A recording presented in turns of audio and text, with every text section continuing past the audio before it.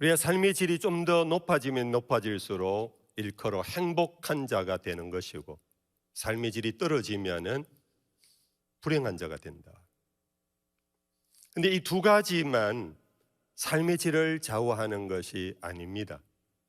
오히려 우리의 생활에 실제적으로 더 깊이, 더 오래 우리에게 영향을 주는 한 요소가 있습니다. 그것이 바로 세계와 타자에 대한 오해의 늪에 빠져버리면은 우리의 삶의 질이 훅 떨어지고 맙니다. 오해는 자기 확신 속에서 나타납니다.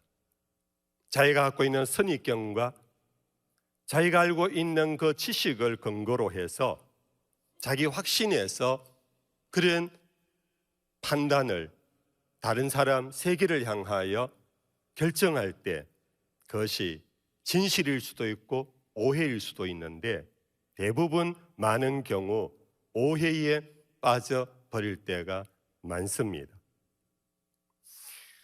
제가 어느 글을 보니까 이런 얘기가 있었습니다. 어느 분이 모처럼 등산을 갔습니다. 그래서 신나게 산을 오르락내리락 하던 중에 이제 날이 저물기 시작해서 속히 빨리 하산을 해야 되겠다 하는 중에 갈림길을 만났습니다. 이제 내려가는 길을 찾던 중에 보니까 왼편이 내려가는 그런 내리막길이었습니다. 오른편이 보니까 여전히 계속 올라가야 할 오르막길이었어요. 근데 그 갈림길에 안내 표시판이 있었는데, 길은 분명히 내리막길인데 거기에 안내 표시판이 오르막길이라고 붙여놓고, 눈에 분명히 오르막으로 되어 있는 그 길에 표시판이 내리막이라고, 그렇게 내려가는 길이라는 표시를 보았습니다. 이 사람은 마음속에 이거 분명히 뭔가 잘못되었다고, 이건 누군가가 장난을 쳤던지 잘못 꼽았다고 생각하고 자기 눈앞에 있는 내려가는 길로 그는 걸어가기 시작했습니다. 얼마가 한참을 걸어가는데 날이 벌써 이제 기울어졌던 것이 어두워지게 되고, 얼마 가지 않았는데 그 길이 더 이상 내려가지 아니하고 오르막길을 만나게 된 것입니다. 뒤늦게서야 이 사람이 깨닫고는 뒤돌아서서 돌아 나오는데, 벌써 여러분들 산길 가보셨지만은 해가 한번 지면 완전 깜깜해져 버립니다. 길을 잃어버렸습니다. 결국 밤새 산을 헤매다가 겨우 살아서 그 다음날 아침 구조를 받게 된 그런 에피소드입니다. 바로 이런 것이 오늘 우리가 살아가는 삶의 현실 가운데 한 예에 불과합니다만은, 자기 확신 속에서 판단하는 그것이 오해의 결과가 되고, 오해의 결과는 오판이 되고, 결국은 그의 삶은 고통스러운 삶으로 이어지는 일들이 오늘 우리들의 삶에도 심심치 않게 많을 수 있을 것입니다. 우리 그리스도인들은 주님이 주신 짧은 인생을 살면서 어떻게 하면 이 오해의 늪에 빠지지 아니하고 바른 진실, 그리고 바른 판단, 바른 삶을 살아갈 수 있을까, 이것을 우리는 애써야 할 것입니다. 여러분들, 오해의 늪에 빠지지 않는 예방법 두 가지를 정리해 봤습니다. 이것은 평소에 우리가 쌓아가야 할 일인데요. 첫째는 세계와 타자에 대한 신뢰를 구축해야 합니다. 이것은 평소 타인이나 세계에 대한 믿음을 가지고 바른 이해를 축적해 가는 것인데, 우리 그리스도인들에게 있어서는 가장 기본이 바로 하나님의 말씀입니다. 하나님의 말씀을 주야로 묵상하는 거룩한 습관이 우리에게 있을 때에 하나님의 말씀이 우리의 삶에 등불이 되고 빛이 됩니다. 그 말씀이 우리를 인도하게끔 하는 거룩한 습관 속에 있으면은 구태여 우리가 우왕좌왕할 필요가 없습니다. 그 말씀이 우리를 이끌어 갈 때에 우리는 오해의 늪에 잘 빠지지 않습니다. 행복한 사람에 대한 성경 말씀의 대표적인 것이 시편 제1편입니다. 복 있는 사람은 여호와의 율법을 주야로 묵상하는 자라 그랬습니다. 여호와의 말씀을 주야로 묵상해야 하는 까닭은 우리의 삶의 주변에 악인의 꾀가 너무 많기 때문입니다. 죄인의 길이 도처에 우리를 유혹하고 있기 때문입니다. 오만한 자의 그런 사귐의 자리에 우리가 빠져들기가 너무 쉽기 때문에 너희는 그런 것을 멀리하고 여호와의 율법을 주야로 묵상하라고 했습니다. 그것이 우리를 시절을 쫓아 과실을 맺게 하며 형통한 자가 된다고 성경 우리에게 분명히 그렇게 가르치고 있습니다. 하나님의 말씀 우리에게 풍성할 때에 내가 살아가는 이 세상 세계와 타자와의 관계에 있어서 여러분들 그 말씀이 내 속에 풍성하면은 우리는 오류에 잘 빠지지 않을 것입니다. 또 한 가지는 평소에 쌓아가야 하는 것이 여러분들 사랑하기의 훈련입니다. 이 사랑한다라는 것은 여러분들 단순히 사랑과의 관계, 감정과의 관계만이 아닙니다. 사랑이란 타자와 세계에 대하여 범사에 긍정성을 갖고 그것을 구축해 가는 가운데 그의 태도와 그의 의지가 바로 이 사랑을 결정합니다. 우리는 세계와 타자에 대하여서 여러분들 자기를 낮추는 겸손이 사랑이라는 것을 기억하셔야 합니다. 동시에 남에게 양보하는 타인에 대한 배려심 그 자체가 사랑입니다. 세계와 타인에 대하여 함부로 평가하지 않는 신중함 그것이 사랑입니다. 그래서 평소에 세계와 타자에 대한 이해심과 수용성이 사여져 갈 때 우리는 오해의 늪에 쉽게 빠지지 않을 것입니다. 바로 이러한 두 가지의 문제가 오늘 이 본문 속에 나타나고 있습니다. 오늘 본문 얘기는 교회를 좀 다니신 분들은 잘 아는 내용입니다. 예수님께서 부활하신 후에 당신의 부활체를 나타내는 사건들이 몇 사건 있었던 중에 하나입니다. 이름이 밝혀지지 않는 예수님의 두 제자가 그의 고향 엠마오로 내려가던 길에 예수님이 함께 따라서 동행을 했습니다. 그들이 뭔가 나누는 얘기를 들으면서 예수님께서 물었습니다. 여러분들 무슨 말씀을 하십니까? 이때 그들이 이런 대답을 합니다. 19절에서 21절 말씀입니다. 이르시되 무슨 일이냐? 이르되 나사렛 예수의 일이니 그는 하나님과 모든 백성 앞에서 말과 일에 능하신 선지자이거늘 우리 대제사장들과 관리들의 사형 판결에 넘겨주어 십자가에 못 박았느니라. 우리는 이 사람이 이스라엘을 속량할 자라고 바랐노라. 이뿐 아니라 일이 일어난 지가 사흘째입니다. 다시 요약해 볼까요?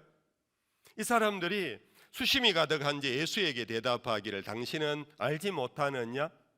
요 며칠 사이 예루살렘에서 일어난 일, 그는 평소에 능하신 선지자와 같은 사람이어서 우리는 그를 기대했다. 그가 이스라엘을 구속할 자 메시아가 아닌가 하고 기대를 했었는데 그가 결국은 대제사장들과 관리들에 의해서 사형 판결을 받고 십자가에 죽었다. 죽은 지 벌써 사흘이 지났다. 당신은 이것을 모르느냐? 그들은 결국은 그들이 생각하는 메시아, 예수를 처음에는 메시아라고 생각하고 따랐는데 결국은 십자가에 죽은 사건 때문에 메시아임을 그들은 내려놓아 버렸습니다. 그들은 자기의 길로 돌아가 버렸습니다. 다시 수심에 가득 찼습니다. 절망 가운데 빠졌습니다. 그들이 갖고 있는 메시아가는 구약 성경에 나타난 것의 일부분을 갖고 그들은 자기들이 믿었던 메시아가 아니라고 하면서 예수를 결국은 버리고 옛길로 돌아가는 오해의 극치였습니다. 예수님은 그 말씀을 듣고는 이 사람들에게 다음과 같은 대답을 하고 있습니다. 그것이 25절에서 27절까지입니다. 우리 같이 한번 읽어볼까요? 같이 읽어봅시다. 이르시되 미련하고 선지자들이 말한 모든 것을 마음에 더디 믿는 자들이여 그리스도가 이런 고난을 받고 자기의 영광에 들어가야 할 것이 아니냐 하시고 이에 모세와 모든 선지자의 글로 시작하여 모든 성경에 선바 자기에 관한 것을 자세히 설명하시니라. 구약 시편과 선지자들의 글 속에 메시아에 대한 온전한 말씀들을 다 풀어주시면서, 물론 메시아는 이스라엘을 구원할 자이다. 그러나 이사야서 42장에서 53장까지의 내용은 그 구원자가 고난을 받는 메시아임을 너희들은 들어본 적이 없느냐? 고난에 들어간 다음에 영광에 들어가는 이 메시아에 대한 하나님의 말씀을 너희들은 모르느냐? 바로 이 엠마오 두 제자들은 단편적인 자기들의 지식을 가지고 예수님을 버려버린 것입니다. 예수님을 떠나버린 것입니다. 옆에 함께 동행하는 예수인 줄을 알아채지 못할 정도로 그들은 절망에 사로잡혔습니다. 이것이 오해가 가져다 주는 여러분들 우리들의 불행한 모습의 대표적인 것입니다. 이후에 이 말씀을 서로 나눈 다음에 저녁이 되어서 그들의 고향 집에 도착했습니다. 예수님은 지나가려고 하셨는데 이들이 그동안 그래도 대화 나누었던 예수를 자기 집에 초대를 했습니다. 저녁을 드시고 하루 유숙하고 떠나시라고. 예수님이 그들의 집에 들어갔습니다. 저녁을 함께 먹었습니다. 근데 오늘 본문 나중에 이후에 보면 30절 이하에 보면은 이 저녁 식사하는 광경이 뭔가 이상합니다. 읽어보겠습니다. 30절 31절에 보니까 그들과 함께 음식 잡수실 때에 떡을 가지사 축사하시고 떼어 그들에게 주시니 그들의 눈이 밝아져 그인 줄 알아보더니 예수는 그들에게 보이지 아니하시는지라. 그런데 이 집의 주인은 두 제자였습니다. 예수님은 손님입니다. 그러면 그 집의 주인이 떡을 준비하고 저녁을 준비해서 손님에게 드십시오 해야 자연스러운 건데 지금 주인과 객이 바뀌어져 있습니다. 객인 예수님께서 떡을 떼고 있는 모습입니다. 그 떡을 떼어서 그 집 사람들에게 지금 나누어 주고 있는 모습입니다. 결국 이 기록은 그 며칠 전 6월절 최후의 만찬 자리에서 제자들에게 예수님께서 식사를 나누어 주는 그 모습과 동일한 모습입니다. 이른바 성찬을 예수님께서 그들 가운데 베푸신 것입니다. 예수님이 그들에게 떡을 떼어 주시면서 다시 한번 말했을 것입니다. 이는 내가 너희를 위하여 찢기는 내 살이며 내가 너희를 위하여 흘리는 내 피니라고. 그들은 그 떡과 잔을 먹고 마신 후 즉시 31절에 그들의 눈이 밝아져 버렸습니다. 예수를 알아차게 됐습니다. 이전에 예수에 대한 오해가 다 해결되어 버렸습니다. 예수를 버렸고 포기했고 떠났던 제자들이 예수를 바르게 찾게 되었고 결국은 그들 마음속에 절망이 사라지고 새로운 부활의 희망이 그들 가운데 빛이 비추어지는 그 순간의 모습입니다. 여기서 여러분들 제자들에게 이 사람들에게 나누어졌던 떡과 잔이 단순히 음식물은 아닙니다. 오늘 우리가 이 음식을 나누었습니다. 이것이 단순히 빵과 포도즙이라면 우리는 괜히 수고롭게 예배 시간을 이렇게 많은 시간을 여기에 할애할 필요가 없습니다. 그러나 우리는 성찬을 주님이 내가 올 때까지 시행하여 나를 기억하라 하신 것을 교회가 지키고 있습니다.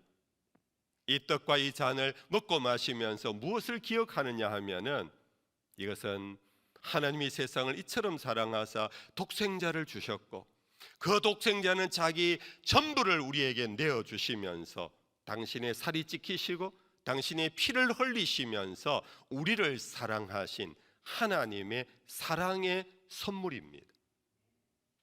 이 제자들은 결국은 절망하고 있던 그들에게, 그 오해의 늪에 빠져 있는 그들에게 예수님은 이 성찬을 통하여 하나님의 사랑을 그들에게 베푸셨고, 그들이 사랑을 받아 먹은 사람들은 오해의 늪에서 빠져나오는 그런 사건이었던 것입니다. 오늘 성찬식 때문에 시간이 많이 가서 요약 설교를 하고 있습니다. 말씀을 정리하겠습니다. 성도 여러분들, 오늘 우리가 세상을 살면서 물질에 대한 관심과 건강에 대한 관심으로 그쳐서는 안 됩니다. 그것이 아무리 풍부하다 할지라도 우리가 세상과 타인에 대한 오해의 늪에 빠지면은 우리의 삶의 질은 훅 떨어져 버립니다. 사람을 믿을 수가 없습니다. 관계가 무너져 버립니다. 가정이나 교회나 세상살이에서 우리에게는 고통밖에 오지 않습니다. 우리는 오해의 늪에서 벗어나야 합니다. 아니, 오해의 늪에 빠지지 않아야 합니다. 그러기 위하여 여러분들 말씀을 가까이 하셔야 합니다. 말씀을 주야로 묵상하셔야 합니다. 그 말씀이 나의 삶을 이끌어갈 정도로, 말씀이 세상적으로 표현하면 내 삶의 내공의 말씀으로 우리를 이끌어갈 때에 우리는 함부로 수렁에 빠지지 않을 것입니다. 여러분들, 이 가을에 말씀을 많이 가까이 하시고 읽으십시다. 말씀을 많이 들으십시다. 말씀에 귀를 기울이십시다. 그 말씀이 우리를 이끌어갈 때에 우리는 아무에게나 아무런 사건에 쉽게 우리는 우왕좌왕하지 않습니다. 동시에 여러분들, 주님의 사랑을 많이 갈구하십시오. 주님의 사랑 없이는 우리는 세상을 살아갈 수가 없습니다. 그것이 주님의 은총입니다. 주님의 은혜가 우리 가운데 넘치게 되면은 우리는 다른 타인을 사랑할 수 있게 됩니다. 주님의 사랑이 없는 자는 결국은 타인을 사랑할 여유가 없습니다. 결국은 작은 일에 미움과 정오, 시기와 다툼에 빠지게 됩니다. 그로 인하여 오해가 오판을 낳게 되고, 그것이 오늘 우리의 삶을 불행한 어둠 속으로 이끌어 갈 수 있는 것을 여러분들 잊지 않으셔야 합니다. 말씀과 사랑, 우리 범목에 주님 오시는 그날까지 말씀이 살아있고 풍성하고, 이것이 이 강단에서 설교자의 설교만이 아니라 우리 온 성도들이 말씀을 읽고 묵상하며 말씀을 마음에 담고 말씀의 인도함을 받는, 그러면서 주님의 성찬을 통하여 하늘의 사랑이 가득 넘치는 교회, 그래서 우리 교회 안에는 사랑만이, 사랑의 물결만이 흘러넘치는 그런 아름다운 우리 범목교회 될 수 있기를 주님의 이름으로 축복합니다.